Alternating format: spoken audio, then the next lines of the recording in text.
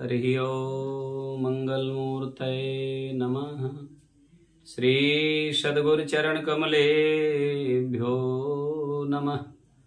भगवत्यै परमाराध्यायै नमो नमः। अज्ञानतिमिरान्धस्य ज्ञानाञ्जनशलाकया चक्षुरोन्मीलितं येन तस्मै श्रीगुरुवे नमः। ध्येयं सदा परिभवग्नमभीष्टदोहं तीर्थास्पदं शिवविरिञ्चिनुतं शरण्यं भृत्यार्तिहं प्रणतपालभवाब्धिपोतं वन्दे महापुरुषते चरणारविन्दं। बोलिए सद्गुरुदेव भगवान की जय। श्री राधारमण भगवान की जय। आइए आज आप सभी भक्तों को कुछ हरि नाम चर्चा के माध्यम से भक्तिमय प्रसंग सुनाने का प्रयास करते हैं। सभी भक्तजनों को, प्रेमी जनों को, धर्मानुरागियों को बहुत बहुत मंगल शुभकामना। और कहने का तात्पर्य यह है प्रेमी जनों कि समय निकाल करके यह मानो जीवन बड़ा ही कठिन है, फिर भी सुगम हुआ है। सरलता में ही प्राप्ति हो गई, सहजता में ही मिल गया है जीवन, तो इसको सफल बनाना चाहिए। और मानव जीवन की सफलता जेन केन प्रकारेण समय निकाल करके हरि नाम कीर्तन भजन करना ही चाहिए। समस्त कार्यों को करते हुए, जीवन के समस्त कार्यों को संपन्न करते हुए, संपादित करते हुए भगवान के नाम का कीर्तन करना चाहिए। और चाहे भगवान श्री राम का कीर्तन करें, चाहे भगवान श्री हरि विष्णु की उपासना करें, चाहे भगवान भोलेनाथ की उपासना करें।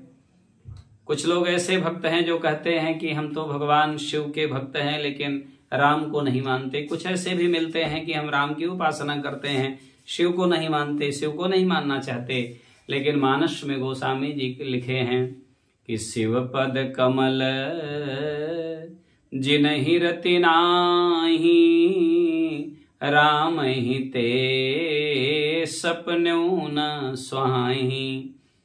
बिनु छल विश्वनाथ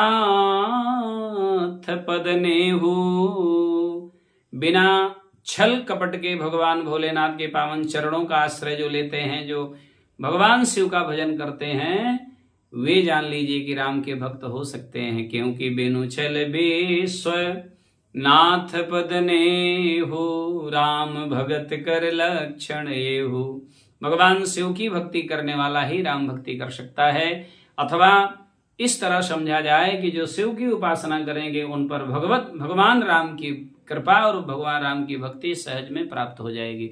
ठीक उसी तरह से राम की उपासना करने पर भगवान काशीपति की कृपा हो जाएगी। और एक बड़ा सुंदर संयोग है, भगवान विष्णु प्रतिवर्ष 4 माह के लिए शयन कक्ष में, शयन भवन में प्रविष्ट हो जाते हैं।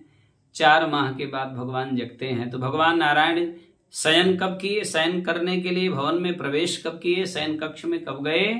29 अगस्त से भगवान शयन कक्ष में प्रविष्ट हुए हैं।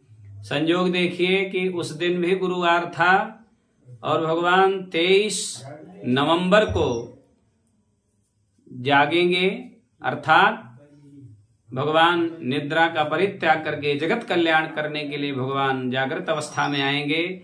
और उस दिन भी गुरुवार दिन है, 23 नवंबर को भी गुरुवार ही है और संयोग से आज भी गुरुवार है। तो कहने का अभिप्राय, भगवान 4 माह के लिए जब शयन कक्ष में जाते हैं तो 4 माह की जिम्मेदारी भगवान भोलेनाथ को सौंप के जाते हैं। और उसी बीच में सावन का महीना आता है और भगवान भोलेनाथ का रुद्राभिषेक आदि महामृत्युंजय आदि करके भगवान शिव का यजन लोग करते हैं। कहने का अभिप्राय, भगवान शिव की भक्ति हो, भगवान राम की भक्ति हो, दोनों लोग, दोनों एक जैसे हैं। दोनों देवताओं में, दोनों भगवान में अनोन्यासित संबंध है। इस नाते शिवपद कमल जिन्हि रति नाहि, राम ही ते सपने न सुहाहि।